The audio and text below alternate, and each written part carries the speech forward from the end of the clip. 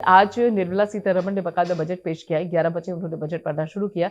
शुरुआती दौर में उन्होंने जो मोदी सरकार है उसकी उपलब्धियों को गिनवाया, बताया कि किस तरीके से आम जन के लिए जो केंद्र की सरकार है उसने महत्वपूर्ण कदम उठाए और उसके साथ-साथ हर वर्ग का, हर एक तबके का ध्यान मोदी सरकार ने रखा है, जिसके चलते चाहे वो महिलाएं हों या फिर युवा हों या फिर गरीब हों और उसके साथ-साथ किसान हों, सभी का एक तरीके से ध्यान रखते हुए उनके लिए अलग-अलग योजनाएं चलाई गई हैं।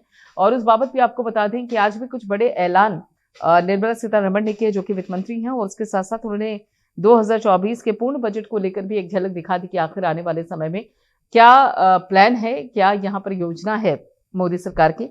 और उस बाबत आपको बता दें कि जिस तरीके से निर्मला सीतारमण ने अलग-अलग क्षेत्रों में, खासतौर पर अगर देखा जाए तो टूरिज्म को लेकर भी निर्मला सीतारमण ने अपनी बात कही। उन्होंने कहा कि जो अलग-अलग राज्य हैं, उनको खासतौर पर एक बड़ी राहत दी गई है। टैक्स के चलते उनको यहाँ पर छूट देने की बात सामने आई है।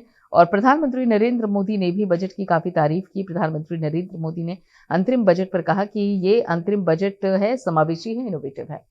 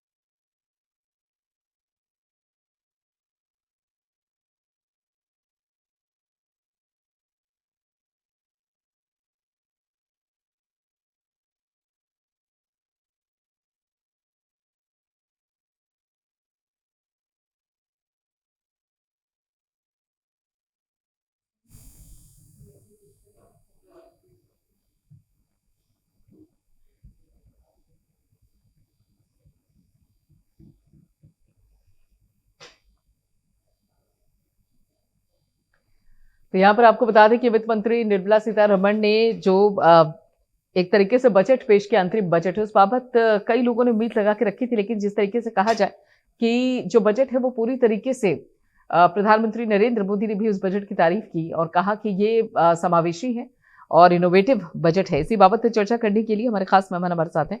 प्रदीप सिन्हा है प्रवक्ता बीजेपी और अशोक यादव है प्रवक्ता सपा, सुशील पासी है प्रवक्ता कांग्रेस, संदीप भटनागर है अर्थशास्त्री। सभी लोग हमारे साथ जुड़े हुए हैं।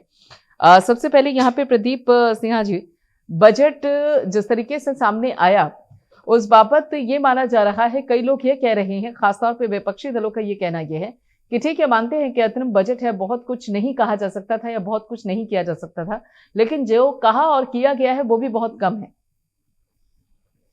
देखिए, निश्चित रूप से लाखों लोगों को निराशा हो रही होगी। जिन लोगों ने अपेक्षाएं लगा रखी थी कि मोदी सरकार इस बजट का भी उपयोग इस चुनाव में डालने से पहले अंतिम बजट है कि इसको भी हम जनता को लुभाने के लिए कोई फैसला करें। लेकिन मोदी सरकार ने अपनी इस तरह से पिछले 10 साल की परंपरा रही है कि लोक लुभावन बजट लेकर हम जनता के बीच नहीं जाते हैं, क्योंकि उस पर भी विरोधी चिल्लाते कि ये तो अंतरिम बजट का भी उल्लंघन है, लोगों ने लोक लुभावन बजट पेश कर दिया। जिस क्षेत्र में फोकस करना है वो सरकार के दृष्टिकोण में बिल्कुल स्पष्ट है। गरीबों के लिए हमने 3 करोड़ लगभग आवास बनाए हैं। आने वाले 5 वर्षों में एक रोडमैप किया है देश के सामने कि 2 करोड़ आवास बनाए जाएंगे। निश्चित रूप से एक तो गरीबों को छत मिलेगा, साथ साथ बड़ी संख्या में आप कह सकते हैं कि मजदूरों को नौकरी मिलती है। और बाकी इंफ्रास्ट्रक्चर के क्षेत्र में जिस तरह से सरकार ने रेल सुविधाओं को बढ़ाने का ऐलान किया है, तो उस क्षेत्र में जिस तरह से हम मजबूती लाएंगे, तो आप कह सकते हैं कि बुनियादी क्षेत्र पर हमारा ध्यान ज्यादा है, बस बजाय लोक लुभावन नारों के माध्यम से लोगों को लुभाने का।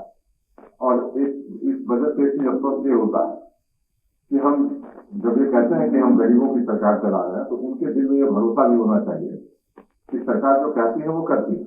अगर जनधन खातों के माध्यम से सरकार आज ये बता रही थी कि 2 लाख करोड़ रुपए की बचत हुई, तो निश्चित रूप से जो लीकेज पहले होती थी उस पर हम लगाम लगाने में सफल हुए हैं और सीधा पैसा अगर डीबीटी के माध्यम से गरीबों तक पहुंच रहा है, जो लाभार्थी है उन तक पहुंच रहा है, तो निश्चित रूप से आप कहिए कि देश के लिए एक शुभ संकेत है कि वो पैसे जो यूं ही बर्बाद हो जाते तो उसका हम बेहतर इस्तेमाल देश के विकास में कर पाए। ठीक है, यानी कि आपके हिसाब से जो बजट है वो सक्षम भी है और उसके साथ साथ आप इसको 10 में से 10 नंबर पूरे देते भी हैं। अशोक यादव जी, अभी प्रदीप सिन्हा जी ने कहा कि आप चाहे कितनी ही खामियां गिनाइए, लेकिन अंतरिम बजट की कुछ मर्यादाएं होती हैं, उन मर्यादाओं में रहकर भी जो आमजन है उसको संतुष्ट करने का प्रयास किया गया है? प्रियंका जी देखिए, इसमें आमजन कितना संतुष्ट है इस बात की अगर चर्चा की जाए तो इस बजट में आमजन के लिए है क्या, सबसे बड़ा सवाल है। माननीय मोदी जी की सरकार बात करती है किसान की बात, युवा की बात, महिलाओं की बात और गरीबों की बात करती है। इन 4 वर्गों के लिए क्या है इस बजट में? किसानों की कर्ज माफी का कोई ऐलान हुआ क्या?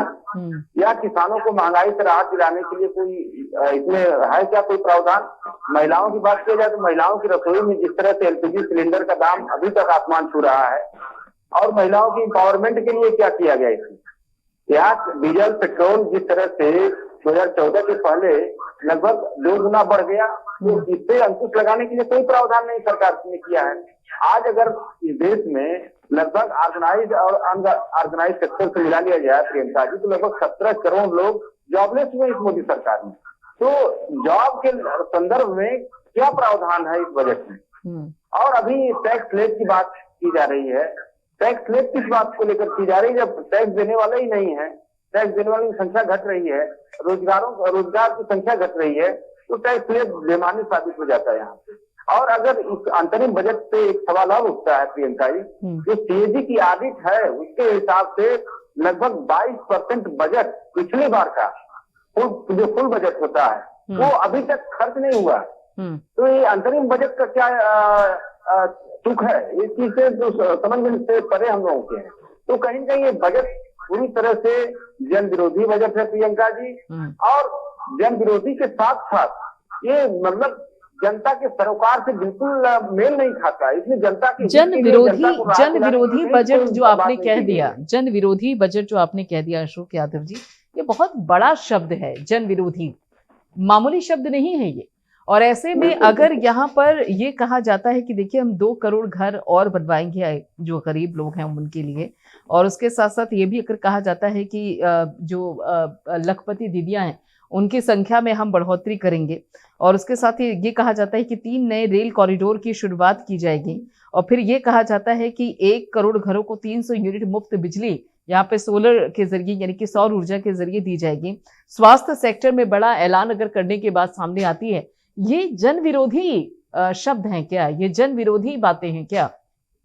देखिए प्रियंका जी, आपने जिन शब्दों का इस्तेमाल किया वो सुनने में बड़े अच्छे लग रहे हैं, और वास्तव में कोई भी आदमी सुनेगा, कोई जनता सुनेगी तो उसको लगेगा कि हाँ कितना अच्छा बजट है। लेकिन अगर सरकार के 9 साल का या पिछले लगभग 10 साल होने को है, अगर ट्रैक रिकॉर्ड देखा जाए तो इनकी जो लोक लुभावन बातें होती हैं वो जमीन पे कितना उतरती हैं, इम्प्लीमेंटेशन रेट उसका क्या है, ये सबसे बड़ा सवाल है। ये सरकार किस मुद्दे पे आई थी? बहुत हुई महंगाई की मार अब की बार मोदी सरकार। आपको याद होगा 2014 के नारायण का, तो महंगाई से निजात तो जनता को मिल गई होगी, आप भी जान रहे हैं, हम भी जान रहे हैं।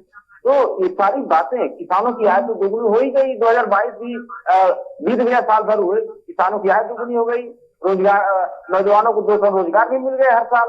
तो देखिए, कहने में तो बड़ी अच्छी अच्छी बातें करते हैं लोग, और लेकिन जमीन पे, धरातल पे अगर उसको उतारने की बात होती है ना प्रियंका जी, तो ये सारी चीजें हवाई साबित होती हैं। तो उस बात को लेकर के हम लोग कह रहे हैं कि ये बजट जो बातें की जा रही हैं, या जो जिस वर्ग की बात मोदी सरकार करती है लगातार, कि किसान की बात करती है, युवा की और महिलाओं की, गरीबों की, आप ये बताइए गरीबों के लिए इसमें क्या है? गरीबों को आत्मनिर्भर बनाने के लिए सरकार ने क्या किया इसमें? सिर्फ 5 किलो राशन भीख के तौर पे, जिसमें कि उनको कुछ न करना पड़े, 5 किलो राशन उनके घर में पहुंच जाए उनका पेट भरने के लिए। लेकिन इस भीख के अलावा उनको खुद आत्मनिर्भर बनाने के लिए, 82 करोड़ लोगों को आत्मनिर्भर बनाने के लिए सरकार ने क्या कदम उठाए हैं, इस बात की चर्चा होनी चाहिए। अगर इस तरह की बातें नहीं है इस बजट में प्रियंका जी, तो ये सारी बातें हवाई हम लोग मानते हैं। आज जो जितने भी योजनाएं इन्होंने गिनाई आपने, इसके पहले में जो योजनाएं गिनाया, अभी तो गिनाने बच्चों में 10 मिनट लग जाएगा इनकी बात से, जो है जो इनके मैनिफेस्टो में रहता है। तो कहीं ना कहीं ये सारी बातें इस तरफ भी इशारा करती है प्रियंका जी, ये सिर्फ और सिर्फ एक दिखावे का बजट है। वास्तव में बजट जन विरोधी बजट है। इस बजट में प्रियंका जी मैं बता दूं, अगर किसानों की कर्ज माफी की बात रहती, अगर महिलाओं को जो किचन में जो उनके जो सामान है उसमें एलपीजी सिलेंडर से लेके रसोई का तेल, सरसों का तेल से लेके जो भी हाउस होल्ड आइटम्स है, महिलाओं को अगर राहत मिलती तो लगता है कि जन सरोकार वाला बजट है। किसानों कर्ज माफी होती तो लगता है जन सरोकार का बजट है। नौजवानों के रोजगार के लिए कुछ प्रावधान होता तो लगता है कि जन सरोकार का बजट है। ये सारी चीजें इसमें से गायब है। ठीक है, आपकी बात आ गई अशोक यादव जी। सुशील पासी जी, बीजेपी का कहना यह है कि जो बजट है ये मोदी की गारंटी वाला बजट है। 2000 जो अब लोकसभा चुनाव के बाद जो पूर्ण बजट आएगा उसकी झलक है इस अंतरिम बजट में, यानी कि आने वाले साल के लिए क्या प्लान किया है मोदी सरकार ने, उसका एक विजन इसमें दिखा दिया गया है। और ये कहा गया है कि आप विश्वास रखिए, मोदी की गारंटी है और पूर्ण बजट जब लेकर आएंगे तो कुछ बड़े ऐलान भी होंगे।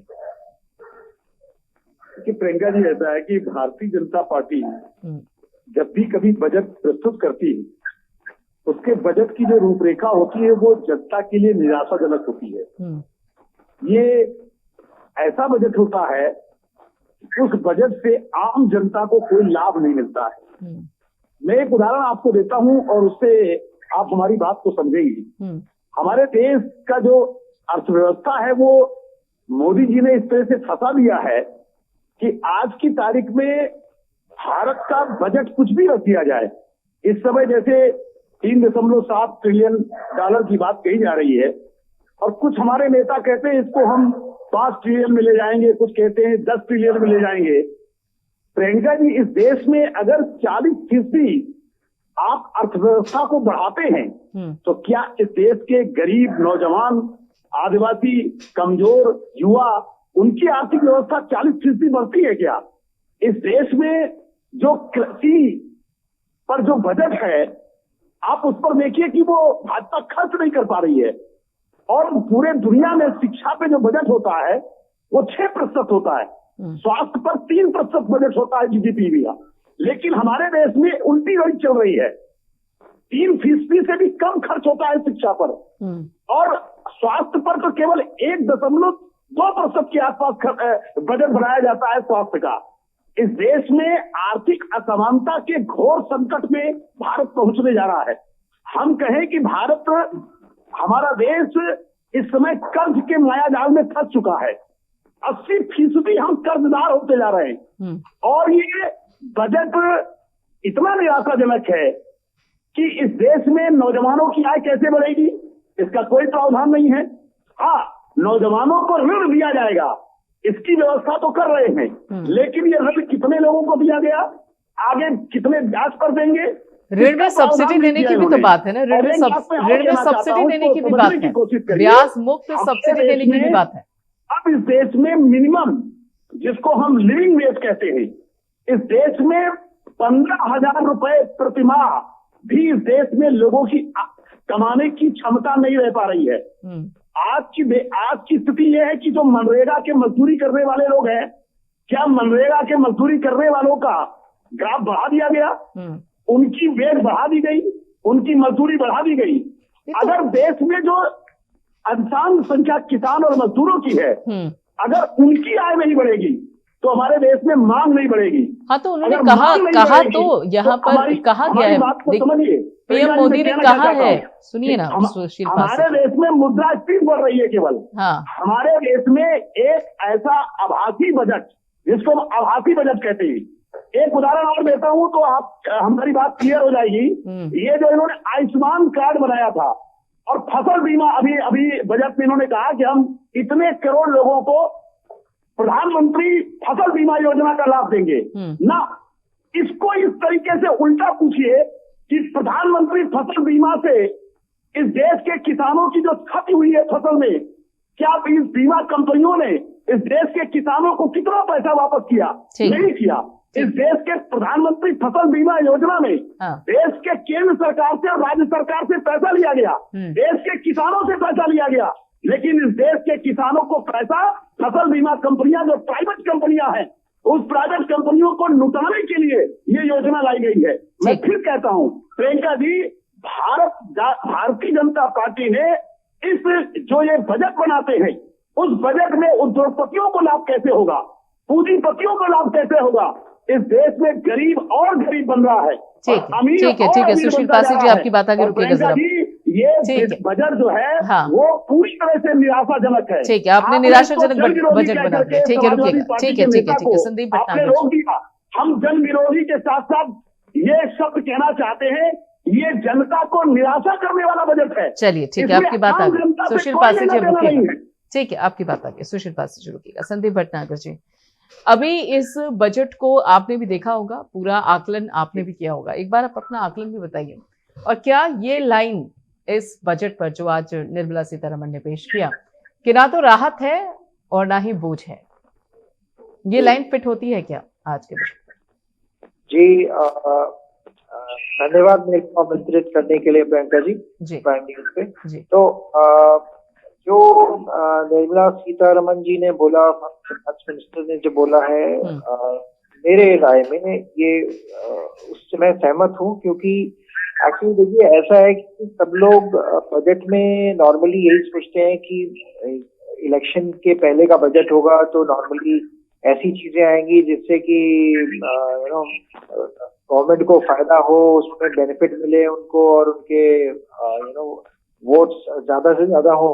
तो उस चीज को रखते हुए जो ये बजट इन्होंने प्रेजेंट किया है उसमें इन्होंने कोई भी चीज ऐसी नहीं कही जिससे कि किसी को कोई ज्यादा कोई बेनिफिट हो और ना ही कोई ऐसी कोई जिससे कि ज्यादा कोई नुकसान हो, जैसे कि कोई ताकि ऐसा ना हो बाद में कि भाई बोलने की ये तो इलेक्शन से पहले का बजट था तो इसलिए गवर्नमेंट ने सबको बहुत फायदा दे दिया। तो मैंने देखा जो टैक्स के एंगल से अगर हम देखें तो टैक्स के इन्होंने कोई ज्यादा कोई बेनिफिट नहीं दिए। उन्होंने कुछ पुराने जो डिमांड्स हैं उनको उन्होंने हटा दिया कि भाई चलो अगर आपकी 9-10 से पहले की कुछ डिमांड है तो उसमें 25,000 की राहत दे दी इन्होंने। कुछ 2010-11 से लेकर 2014-15 तक की डिमांड है उसमें 10,000 तक की राहत दे दी है उन्होंने। तो इसके रहते तो ज्यादा कुछ बेनिफिट उन्होंने नहीं दिया है। लेकिन हाँ, अगर हम ओवरऑल देखें तो बजट एक डायरेक्शन बजट की ठीक है, उन्होंने डायरेक्शन अपनी ठीक रखी है। अगर आप पुराने आंकड़े भी देखें तो जो आंकड़े इन्होंने जारी किए हैं, अगर हम अनएम्प्लॉयमेंट का रेट देखें, बेरोजगारी का, तो उसमें जो आंकड़े आए हैं उसके हिसाब से 2017-18 में 6.1% का जो था अनएम्प्लॉयमेंट रेट था और वो घटते घटते आज की डेट में वो 3.2 जो आंकड़े हैं, मैं उसके बेसिस पे बोल रहा हूँ। हालांकि मतलब आंकड़े तो जो है वो एजेंसीज की तरफ से आते हैं, कोई हमारे आंकड़े नहीं होते हैं ये आंकड़े उसमें अवेलेबल हैं, पब्लिक डोमेन में अवेलेबल हैं ये। तो इस तरीके से है। बाकी जो इकोनॉमी की जहां तक बात में क्योंकि हम लोग भी देखते रहते हैं, औरों के भी ओपिनियंस आते रहते हैं, IMF है, वर्ल्ड बैंक है, उनके भी ओपिनियन आते हैं, तो वहां पे भी उन लोगों का मानना यही रहता है कि जो इकोनॉमी चल रही है काफी अच्छी चल रही है। क्योंकि आप अगर बाकी देशों में देखें काफी की हालत खराब है, बराबर की कंट्रीज को भी आप देखें तो खैर उनको तो छोड़ दीजिए, उनकी तो हालत बहुत ही ज्यादा खराब है। इसके अलावा चाइना की भी हालत कोई अच्छी नहीं है। बाकी कंट्रीज भी जूझ ही रही है, उनको इन्फ्लेशन का सामना हर एक कंट्री को करना पड़ रहा है। मतलब सिर्फ हिंदुस्तान ही नहीं है, हर एक कंट्री को सामना करना पड़ रहा है। और जिस तरीके से इन्होंने इन्फ्लेशन को मैनेज करा है वो मेरे हिसाब से काफी अच्छा है। क्योंकि और कंट्रीज में आप देखें, अगर आप ब्रिटेन की हालत देखें, ब्रिटेन तो 12% तक पहुंच गया था, अब जाके उन्होंने थोड़ा सा कंट्रोल करा है। तो हमारी जो अर्थव्यवस्था है वो इस तरीके की थी कि अब जो है इन्फ्लेशन एक अच्छे दायरे में आके खड़ी है। और अभी हालांकि जो RBI के गवर्नर है वो ये कहते हैं कि अभी भी हम संतुष्ट नहीं है, हम इसको और नीचे लाने का पूरा प्रयास करेंगे। ठीक है, यानी कि आपके हिसाब से ये जो बजट है वो संतुलित है और चुनाव से पहले एक तरीके से आगे के विजन को देखते हुए उस बाबत ये संतुलित बजट आप इसको बता रहे हैं। प्रदीप सिन्हा जी, देखिए आप बाकी जो यहाँ पर प्रतिनिधि हैं अलग अलग सियासी दलों के, इनको तो जवाब देंगे ही, लेकिन उसके साथ साथ एक सवाल और भी है कि इस बार बहुत एक लिमिटेड रखा गया। पिछली बार अगर हम देखें 2019 के जो अंतरिम बजट यहाँ पे पेश किया गया था, उसमें किसानों के लिए भी एक बड़ी शुरुआत की गई थी और उनके सम्मान निधि की बात की गई थी, और उसके बाद टैक्स में भी काफी राहत देने की कोशिश की गई थी। और उस बाबत में देखा जाए तो युवाओं के लिए भी एक बड़ा ऐलान किया गया था, उनको एक तरीके से सम्मान राशि देने की बात कही गई थी। तो इस बार इतना मतलब एक तरीके से कदम पीछे हटते हुए क्यों दिखाए गए, या फिर ये कहें कि एक बड़ा मूव करने के लिए एक कदम पीछे रखा गया है, ऐसा है क्या है रणनीति? देखिए प्रियंका जी, इस बात को समझा जा सकता है कि मोदी सरकार ने विगत 10 वर्षों में जो काम किए, हमारा आत्मविश्वास का स्तर बिंदु पर पहुंच चुका है जहां हम देश की जनता के समक्ष इस दावे के साथ जा सकते हैं कि हमने अंतरिम बजट में कोई लोक सुधार आने नहीं दिए, या बजट उस तरह का नहीं बनाया जिससे लोगों के वोट ले लिए जाए लेकिन बाद में उसका अमल न किया जा सके। हमारा आत्मविश्वास इस स्तर पर है कि लोगों को हमने ये बताया है कि हम क्या कर रहे थे और क्या करने वाले हैं, हमारा दृष्टिकोण उस पर। और कुछ पॉलिटिकल बातों का मैं भी जवाब दे दूं कि बहुत सारे लोग अभी हमारे दल के जो बजट आया उसका आलोचना कर रहे थे, तो मैं समझता हूँ कि जो निराश लोग हैं उनके मुंह से निराशाजनक शब्द ही निकले। और 2019 का जब अंतरिम बजट आया था चुनाव में जाने से पहले, तब भी इसी तरह का रोना धोना था और चुनाव में जाकर वही बेरोजगारी वही महंगाई की बात, लेकिन जनता ने जब इनको खारिज कर दिया, इनके पास कोई मुद्दे नहीं बचे। समाजवादी पार्टी तो यूपी में ही थी उसके बाद 2022 के इलेक्शन में। तो इसलिए जो लोग अपने बजट का उपयोग सरकारी निजी से महोत्सव कराने में करते थे, आज उन लोगों को देश की अर्थव्यवस्था की समझ जाग गई। तो निश्चित रूप से वैसे लोगों से देश की जनता भी समझती है इन चीजों को कि पैसे महोत्सव के लिए पैसा आके कहाँ प्राइवेट कंपनी से आती थी या सरकार के कोष का दुरुपयोग करते थे। निश्चित रूप से जो पैसा जनता का था उसका आपने अपनी मौज मस्ती के लिए अपनी शौक पूरा करने के लिए इस्तेमाल किया। और जहां तक एक सज्जन बोल रहे थे कि हमारा कर्ज काफी बढ़ गया है, तो जीडीपी जो देश में हमारा कितना है भारत का, और अन्य जो विश्व के अन्य देश है उनके मुकाबले में हम आज भी बहुत सुरक्षित लेवल पे हैं। इसलिए ये नहीं कहा जा सकता। और यूं ही कोई IMF ने आज 6.5 का ग्रोथ रेट अगर कैलकुलेट किया है हमारे लिए आने वाले फाइनेंशियल ईयर में, तो यूं ही नहीं कर दिया। उसको कोई मैनेज नहीं कर रहा है कि मोदी के प्रभाव में आकर उन्होंने बातें क्या। IMF की बात छोड़ दीजिए, स्टैंडर्ड एंड पुअर और फीस और जो भी अन्य रेटिंग एजेंसियां हैं, उन्होंने जिस तरह से भारतीय अर्थव्यवस्था पर विश्वास जताया है कि आने वाले वित्तीय वर्ष में भारत की अर्थनीति सही दिशा में जा रही है और विकास का जो एक मॉडल मोदी सरकार ने दिया है उससे न सिर्फ रोजगार बढ़ने वाला है, साथ साथ जो फॉरेन डायरेक्ट इन्वेस्टमेंट है उसमें अगर बढ़ोतरी हो रही है तो निश्चित रूप से इसका लाभ तो युवाओं को ही मिल रहा है। क्योंकि बड़ी संख्या में जब स्टार्टअप तैयार हो रहे हैं उस स्टार्टअप में कई आप कह सकते हैं कि ऐसे स्टार्टअप है जो कि इनोवेटिव भी है, साथ साथ आप एक दिशा देने के लिए देश को ये पर्याप्त माध्यम हो सकता है। और एक व्यक्ति ने तो अभी ये कहा कि महिलाओं के लिए क्या किया गया। भाई साहब 70% जो प्रधानमंत्री आवास आवंटित किए गए ग्रामीण क्षेत्र के महिलाओं को उनके नाम से रजिस्ट्री कराई गई, उनका सम्मान बढ़ा।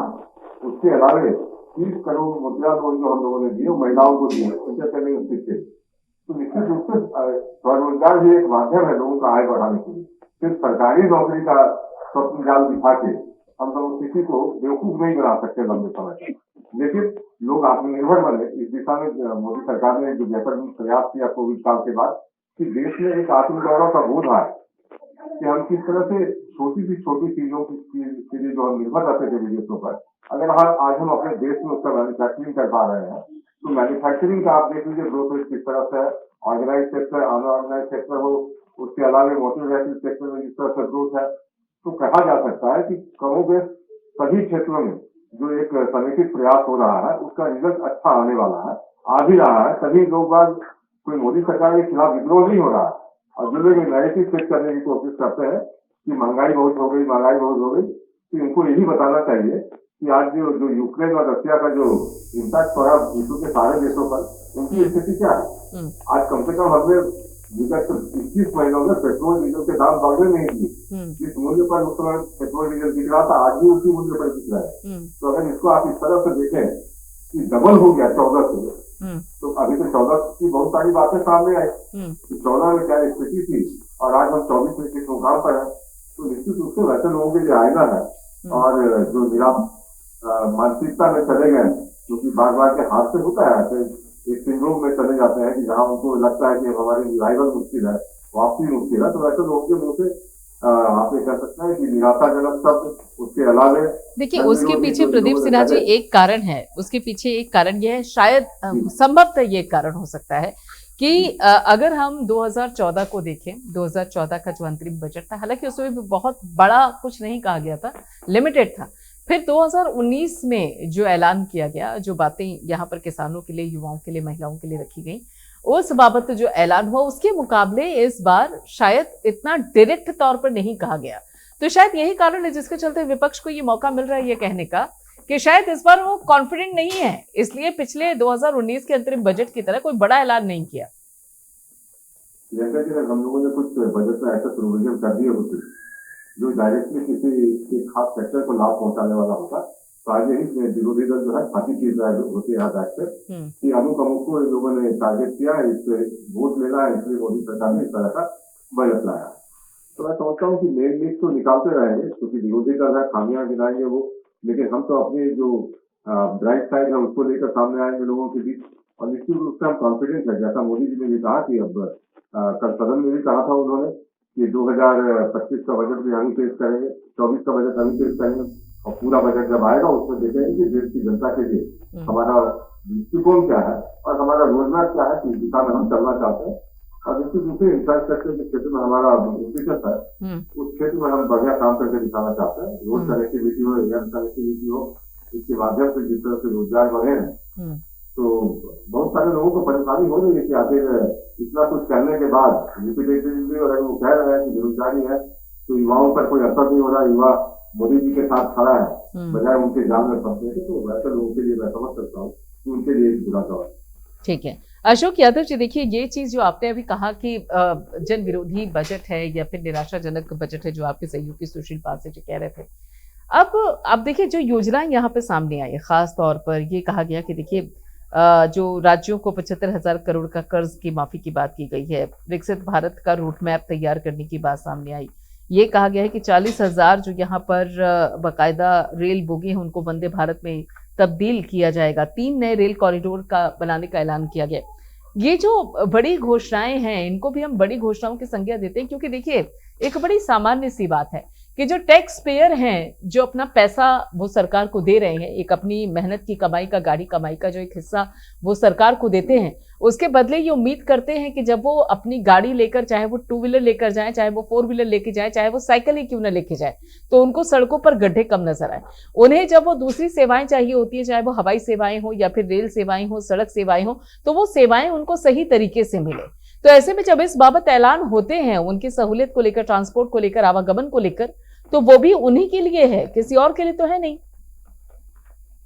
देखिए प्रियंका जी, जिस आप ट्रांसपोर्टेशन सिस्टम की बात आप कर रही हैं, तो आप ये बताइए कि जो ट्रेन का जो सिस्टम है, इस मतलब इस सरकार में जिसमें 95% जनता, आम जनता जिसमें सफर करती है, उन ट्रेनों की क्या स्थिति है? सबसे बड़ा सवाल तो ये उठता है। ठीक है, जो वंदे भारत या जो भी कॉन्सेप्ट आप बता रही हैं, जो एलिट क्लास के लिए ट्रेनें हैं, उन ट्रेनों के लिए या जो जनता के लिए ट्रेनें हैं, उनमें क्या डिफरेंसेस है?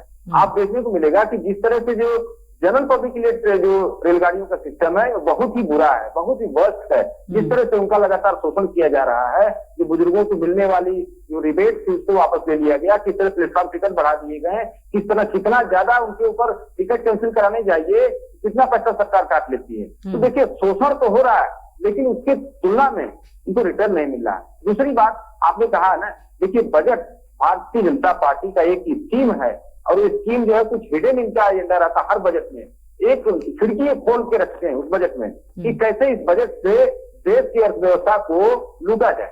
आपने देखा होगा कि एक पैरेलल इकोनॉमी, जो एक देश की इकोनॉमी है, उसके पैरेलल एक अलग इकोनॉमी चलती है, और वो इकोनॉमी है भारतीय जनता पार्टी और उसके उद्योगपतियों की इकोनॉमी। और वो इकोनॉमी में अगर आप तुलना करेंगी तो देखेंगे कि लगातार देश की इकोनॉमी कर्ज के गर्भ में डूब रही है, वहीं भारतीय जनता पार्टी उनके चहेते उद्योगपतियों की इकोनॉमी बूम कर रही है। और इसका जीता जागता उदाहरण आपको मिलेगा 205 लाख करोड़ का विदेशी कर्ज, जो कि हमारे सकल घरेलू उत्पाद का 81% लगभग आता है। तो आप ऐसी कौन सी योजना ला रहे हैं, ऐसा कौन सा बजट ला रहे हैं कि दिनों दिन देश कर्ज के गर्भ में जा रहा है और भारतीय जनता पार्टी मालामाल हो रही है?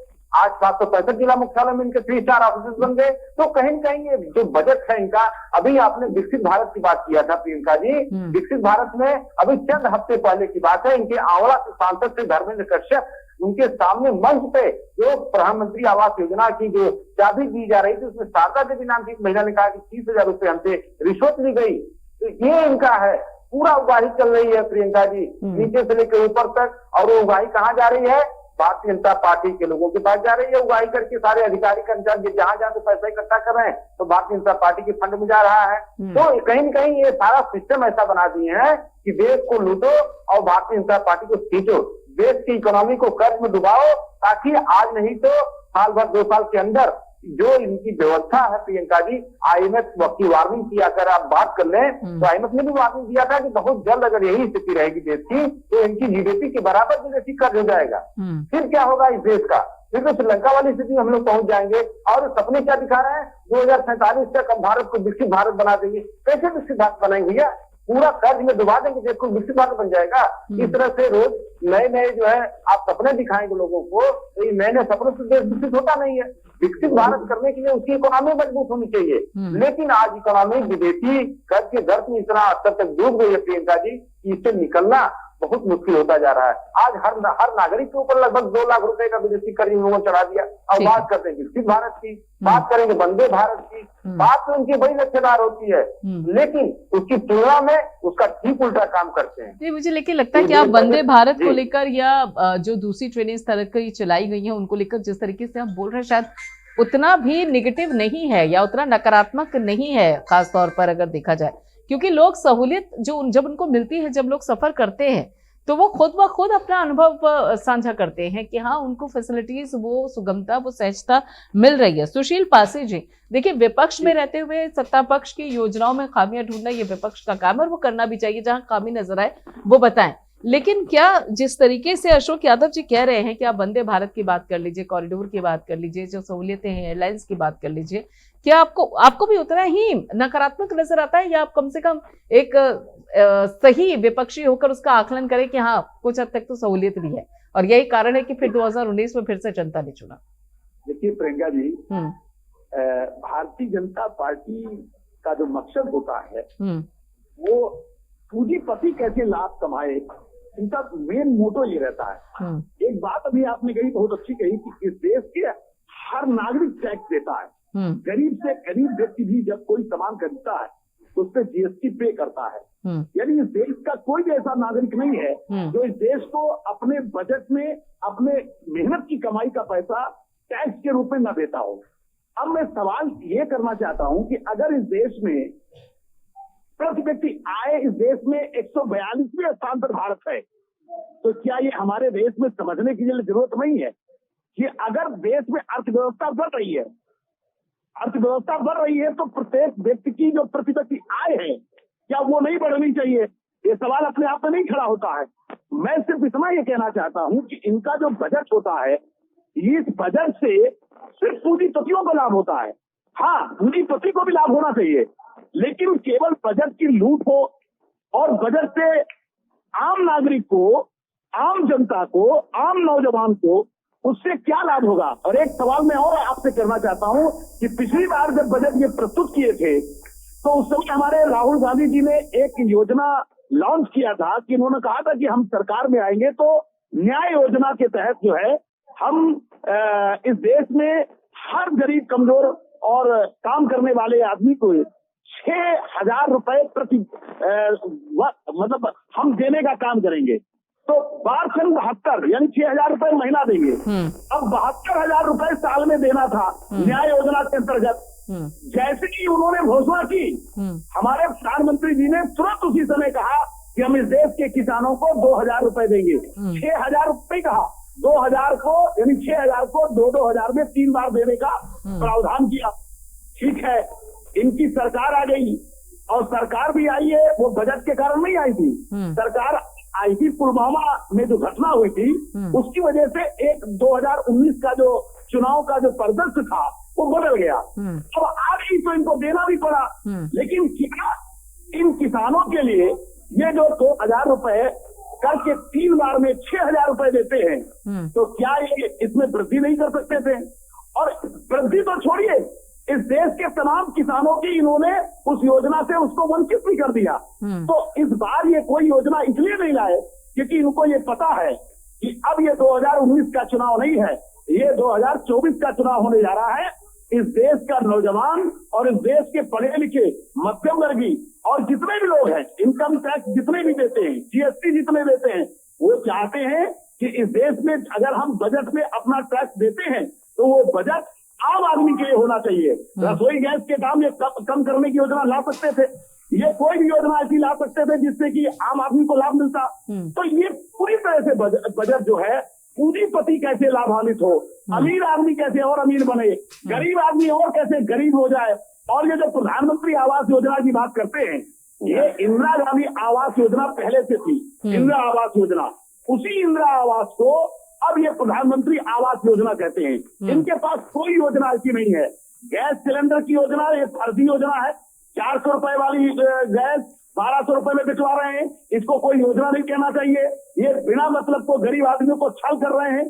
तो प्रियंका जी, मेरा अपना मानना है कि भारतीय जनता पार्टी जिस मकसद के लिए बनाई गई है उस मकसद को ये पूरा कर रहे हैं। हमारे जितने भी इनके मित्र मंडली है, पूंजीपति, उनका कर्ज माफ कर रहे हैं, उनका पैसा माफ कर रहे हैं। अभी आपने देखा सुभाष चंद्रा का पूरा कर्जा इन्होंने माफ कर दिया। उसको पहले कर्जा दिया, फिर कर्जा माफ कर दिया। तो अगर इस देश के किसानों का कर्जा माफ कर दे, गरीब लोगों का कर्जा माफ कर दे, आम आदमी का कर्जा माफ कर दे, तो इनको क्या परेशानी हो सकती है। लेकिन नहीं, इनको इस देश के पूंजीपतियों से चंदा लेना है, उसी चंदे से चुनाव लड़ना है, फिर उनको लाभ कमाना है। ये एक ऐसा गुजरात का मॉडल लेकर आए हैं जिससे भारत कर्जदार हो रहा है। ये मैं आपसे कहना चाहता हूँ प्रियंका जी। प्रदीप सिन्हा जी, देखिए अभी जिस तरीके से विपक्ष तो वैसे भी पहले से ही आरोप लगाता रहा है कि उद्योगपतियों के लिए एक तरीके से काम कर रही है सरकार, और ऐसे में जब इस बजट के अंदर जो आज अंतरिम बजट पेश हुआ उसमें जब कॉर्पोरेट को 22% राहत देने की बात सामने आई, तो ऐसे में फिर यहाँ तो और जो मुद्दे को धार मिल गई ना विपक्ष के लिए। तो उद्योगपति देश में पहली बार कोई व्यवसाय कर रहा है। कभी इनके मुंह से आपने पेप्सी, कोका कोला, अन्य जो विदेशी कंपनियां हैं उसके खिलाफ कभी सुना आप? लेकिन देश के उद्योगपतियों के प्रति इनके मन में घृणा और इनको चंदा भी उन्हीं से जाए। भारतीय जनता पार्टी को चंदा क्यों देते हैं ज्यादा, और मुझे हमारी पार्टी को कम क्यों मिलता है, इसकी चीज ज्यादा। अच्छा, निश्चित रूप से मैं आपको बता दूं कि देश के उद्योगपतियों का जो योगदान है, प्राइवेट सेक्टर से कितने लोग काम करते हैं, इसका मैं समझता हूँ कि उन लोगों का अनुमान नहीं हो सकता। क्योंकि मेरी बात को उन्होंने जवाब नहीं दिया, इसलिए दोहरा रहा हूँ कि जो लोग बजट का पैसा सफाई महोत्सव में खर्च करते थे, उनको क्या पता है कि किस तरह से अर्थव्यवस्था में व्यवसायी योगदान करते हैं।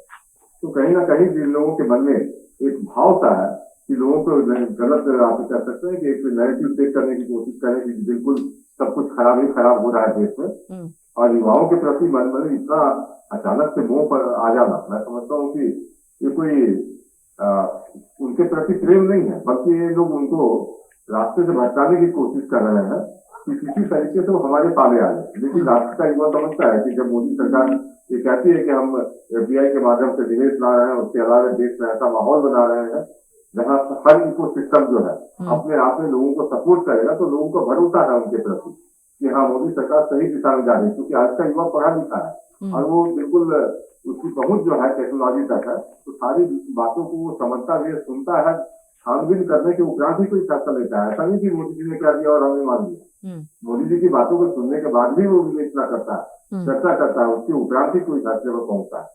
तो एक बात मैं जरूर कहना चाहूंगा कि जिन लोगों को ऐसा लगता है कि सब कुछ बुरा ही बुरा है इस देश में, कहीं कोई उम्मीद की किरण दिखाई नहीं दे रही। और एक महोदय अभी क्या कहते हैं कि GDP to debt ratio Bharat का 81% है। उनको पता है कि जापान विकसित देशों की श्रेणी में उसका कितना है, अमेरिका का कितना है, 123 अमेरिका का है, जितनी वो कमाई करता है उससे ज्यादा कर्ज लेता है, 213 जापान का है। तो ये जो कोविड का पीरियड था उससे बहुत सारे देशों की अर्थव्यवस्था गड़बड़ा गई, लेकिन भारत ने उसको कंटेन किया इस तरीके से कि आज हम अगर 100 रुपए कमा रहे हैं तो 81 रुपए ही हमने कर दिया है। तो सेफ जोन में समझा जाता है। किसी भी आप इकोनॉमिक स्टैंडर्ड से देखेंगे तो अगर आप 100 रुपए कमाते हैं, 100 रुपए कर्ज लेते हैं, तो वहां तक एक सेफ जोन समझा जाता है। लेकिन उससे अगर आप ऊपर चले जाए तो निश्चित रूप से वो खतरे की घंटी होती है। लेकिन भारत के लिए वैसी स्थिति नहीं है। और कर्ज हमने किस लिए लिया? जो 20 लाख करोड़ का पैकेज कोविड के दौरान लोगों को दिया गया और इंफ्रास्ट्रक्चर के क्षेत्र में हमने जो निवेश किया, ताकि लोगों को रोजगार मिले, लोगों के समझ भूखमरी की स्थिति उत्पन्न न हो और लोग बाग अपने आप को असुरक्षित महसूस न करें। लोगों को लगे कि हाँ सरकार हमारे समर्थन में खड़ी है। ये पैसे हमने कोई सैफई महोत्सव के लिए नहीं दिए थे कि जाके सैफई महोत्सव में लोगों को बुला के नचवाना है, गाना बजाना है, रात भर मजे करना है, इसके लिए नहीं दिए थे हमने देश के विकास के लिए, गरीबों को सर्वाइव करने के लिए, अवसर देने के लिए दिया था।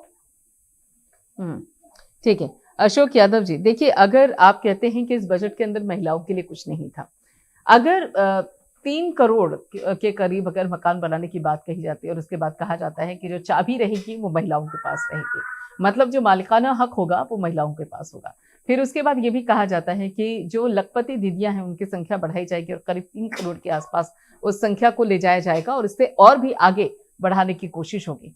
तो क्या ये महिला सशक्तिकरण के लिए है, महिलाओं को मजबूत करने के लिए, महिलाओं को अपने पैरों पे खड़ा होने के लिए, ये आप इसको सकारात्मक कदम के तौर पे नहीं देखते? देखिए प्रियंका जी, जहां तक सवाल महिला सशक्तिकरण की है, ये सरकार हमेशा एक ड्रीम मतलब सपने बेचने का काम करती है। ये सपने सबको बेचते हैं, हर वर्ग को सपने बेचते हैं।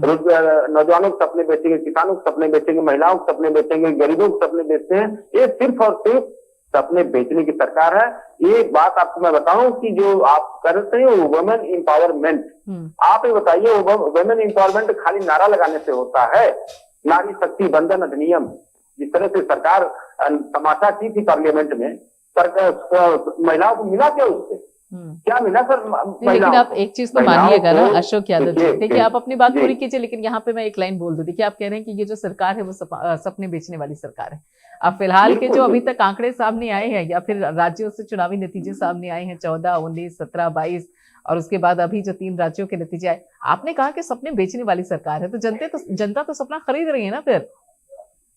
देखिए प्रियंका जी, सपना बेचना और सपना खरीदना और मैंडेट मिलना, तीनों बातें अलग अलग हैं। ये सरकार जब कहती है ना दंभ में आके, अहंकार में आके कि हमको मैंडेट जनता ने दिया है, और ये मैंडेट का नाम लेकर के सुप्रीम कोर्ट के आदेश को पलटने का काम करती है सरकार। देखिए ये सरकार हर जगह सपना दिखाती है, हर जगह बेईमानी करती है। चुनाव आयोग के जो 3 अधिकारी, एक मुख्य चुनाव आयुक्त और दो सहायक चुनाव आयुक्त, क्योंकि आपने मैंडेट की बात की तब उससे मैं ये बात कर रहा हूँ, उसमें सीजेआई तो कौन रिप्लेस किया था? इस सरकार के अहंकार ने रिप्लेस किया था। क्यों? क्योंकि सरकार कहती है कि गर्व से कहती है कि जनता ने हमको मैंडेट दिया, हम सुप्रीम कोर्ट के आदेश को नहीं मानेंगे। जनता ने हमको मैंडेट दिया, हम चुनाव आयोग को नहीं मानेंगे। तो आपको जनता ने मैंडेट दिया है तो आप क्या करेंगे? महिलाओं का शोषण करेंगे।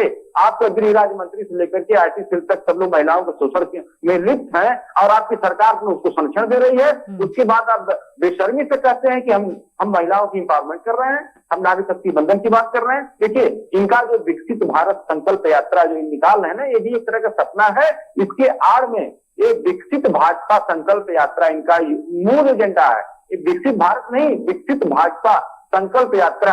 आप देखेंगे कि इसके पहले मैं चूंकि ये बात बोल चुका हूं कि जो अभी तमाम आंकड़े हमारे मित्र प्रस्तुत कर रहे थे, लेकिन इन आंकड़ों के ऊपर जो बड़ा आंकड़ा ये है कि क्या देश के ऊपर आज जीडीपी के 81% कर्ज नहीं है, इसको कैसे उस चीज को बताएंगे?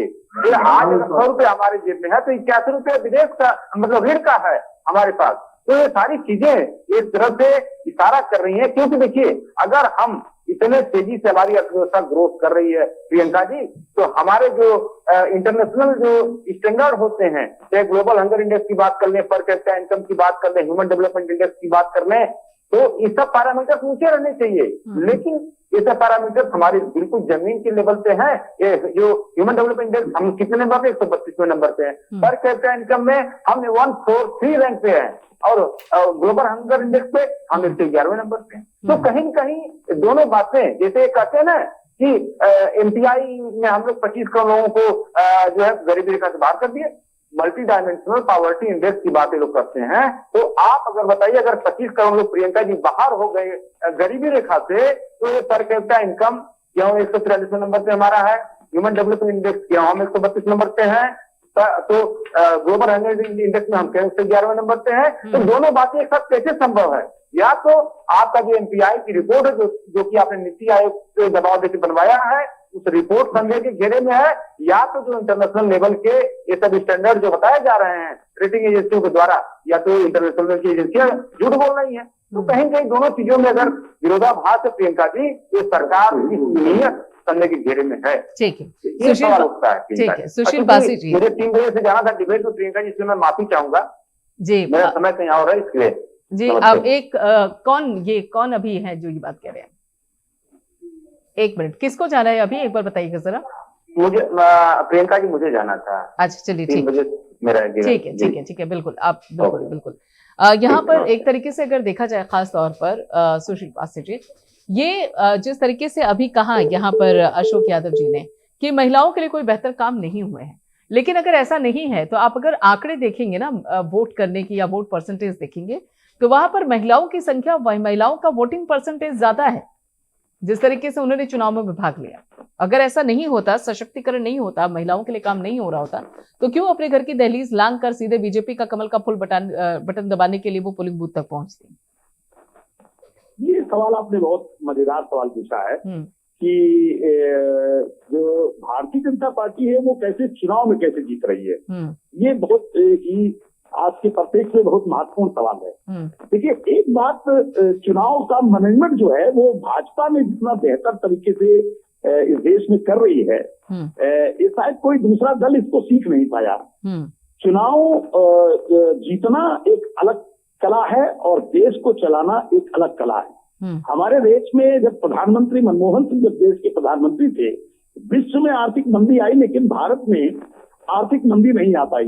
वो देश को बहुत खूबसूरत और बहुत आर्थिक स्थिति से मजबूत देश को जिस तरह से वो चला रहे थे कि उनको क्रूड ऑयल अगर महंगा भी मिलता था तो देश के लोगों को वो 50-60 रुपए देने के लिए बिल्कुल जिस तरीके से दे रहे थे।